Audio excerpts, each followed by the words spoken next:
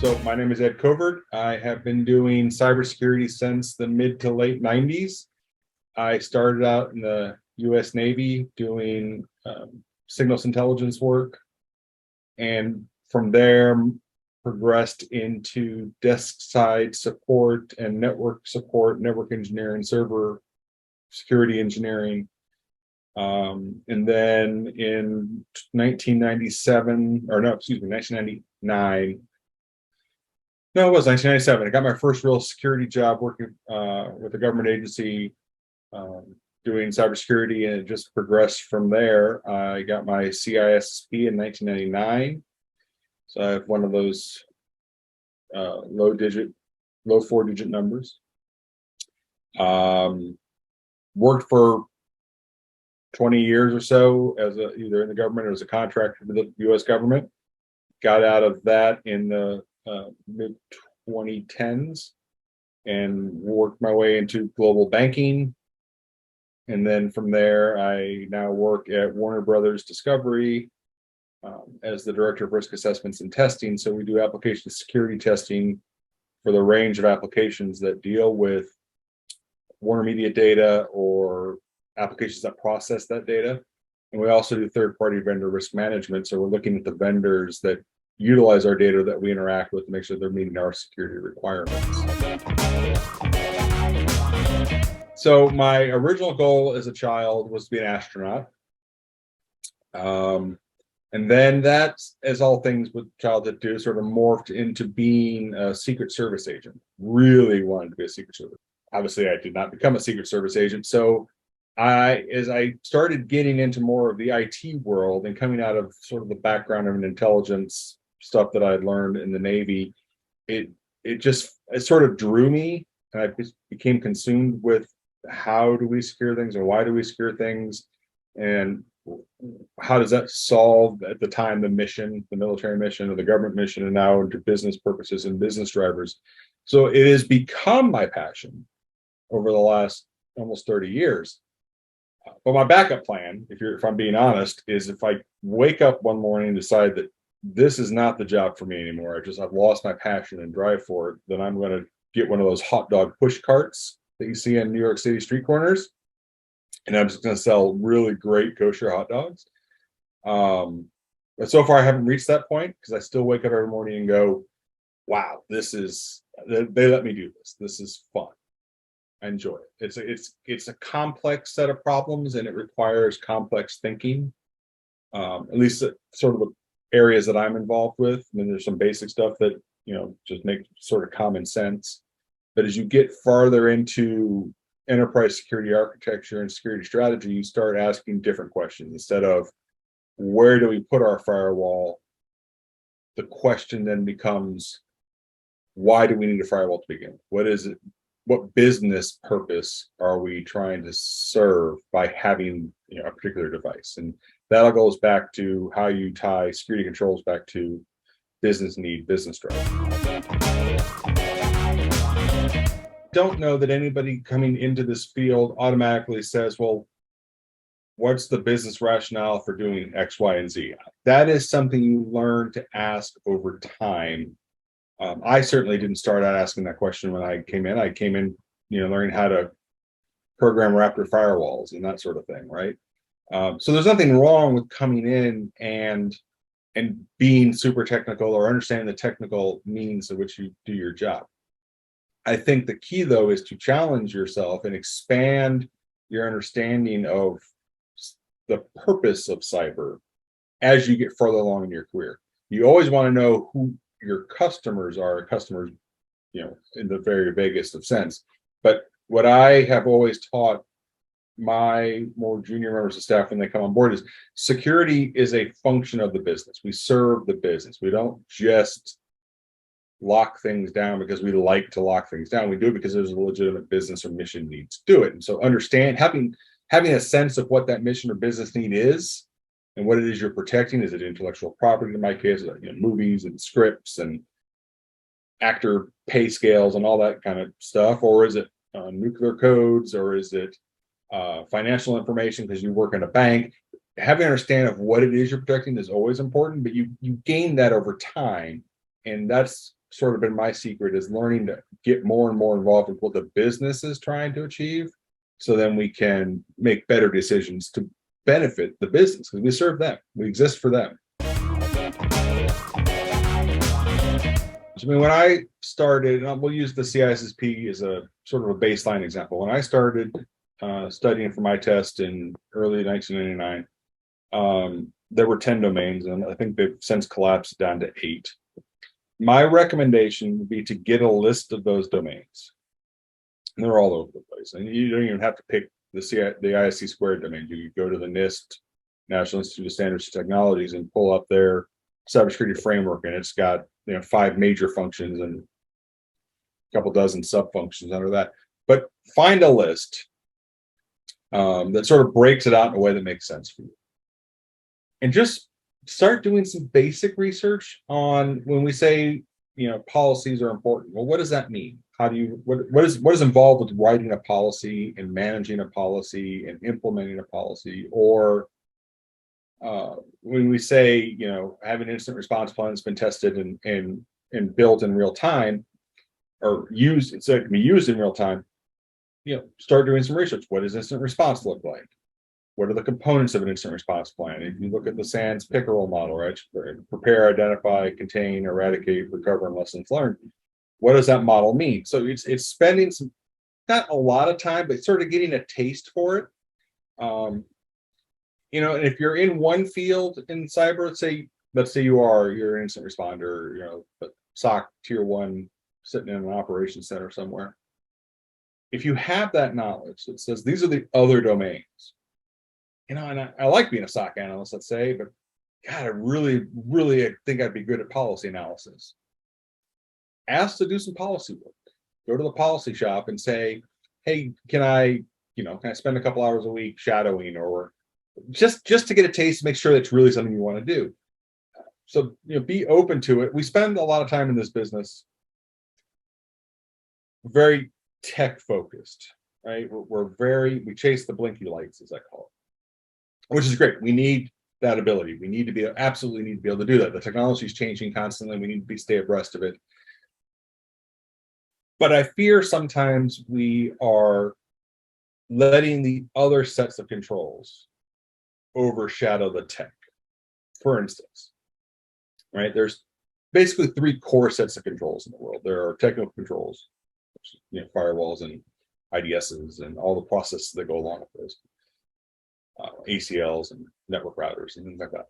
There are also operational controls, and then there are management controls. And the policy sort of falls into the management controls. Procedures tend to fall in the operational controls. But those, if we're so focused on the tech side, we don't give really due diligence or great service to the other sets of controls. We're doing ourselves a disservice. Not everybody needs to be a SOC incident responder. It's fun, believe me, sexy. It looks great on a resume, but there's more to security than just being able to do that. And we need to start building holistic programs out, and that requires having people with a broad range of skills to do that. One of the smartest cyber people I've ever met, she has a master's in cyber now, but her original degree was in philosophy. All right, I mean, that's just not what you think of when you think cyber. You don't think of philosophy degree, but it focused her and allowed her to, in my view, to think differently about problems. And that's really what this is. Cyber is about complex and interesting problems. So you don't need a computer science degree. You don't need anything. You don't need any degree. Theoretically, you can gain all this on your own. But having that educational background sort of helps. But it's not everything is. I guess what it boils down to is not everything is coding in a SIM or data analysis. There's more to cyber than just those larger, fancier aspects. We put, I believe, entirely too much emphasis on certifications. Okay, I mean, I have 5 or 6 of them. Am I a better cyber person because of it? No, Am I more well-rounded as a cyber person? Yes, but none of mine are vendor certifications. So the short answer to the question is depends on the job you're going for.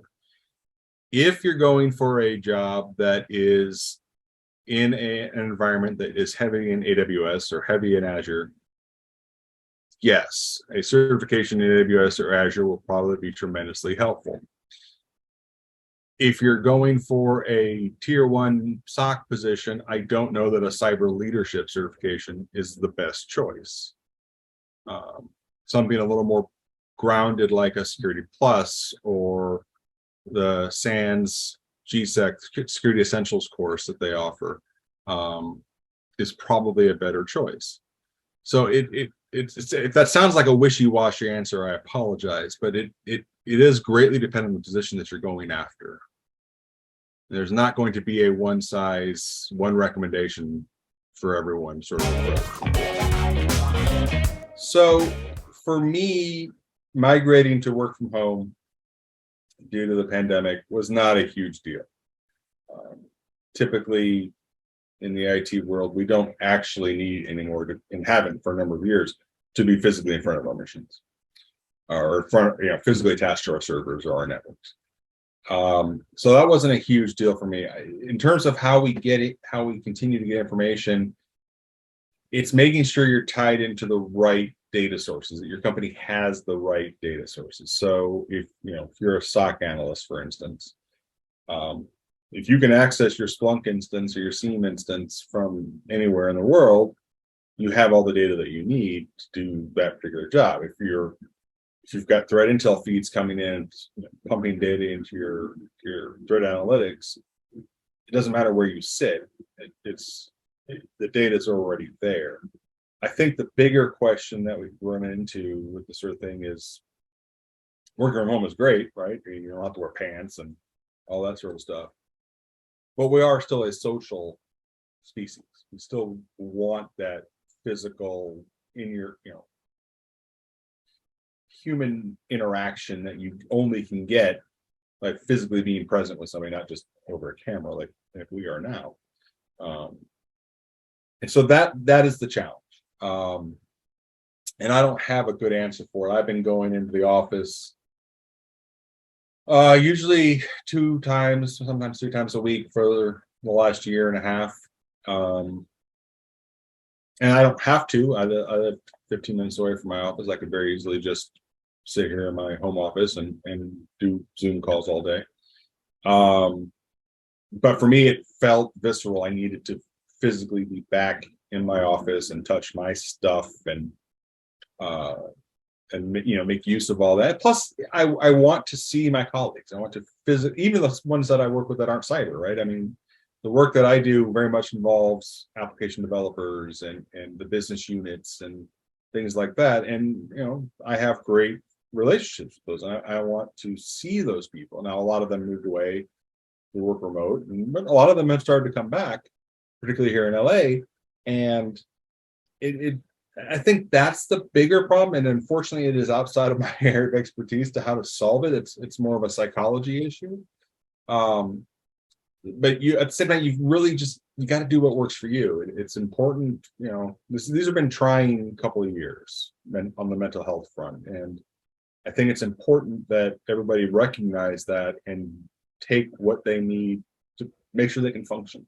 If that means, you don't want to be around people because of COVID concerns or things like that, then you need to find a position or the ability to work remote in your current position that works for you. And you have to have those are hard conversations to have sometimes with management, but you need to have them for your own sake. And if that doesn't work out, then we're in a pretty good place from a cyber standpoint. There are plenty of jobs out there. Well, there's a couple ways I think hypothetically you could do that. Is the question they don't want to do cyber, or they just don't want to do the current aspect of cyber they're doing? Because that's an important distinction. In which case, my recommendation would be to start researching the other aspects of cyber you think you might be interested in and pivoting toward those training opportunities that relate to those. Then you don't have to make a lot of adjustment to your resume. You just have this foundational knowledge of cyber in your previous career path that you can leverage in your new one.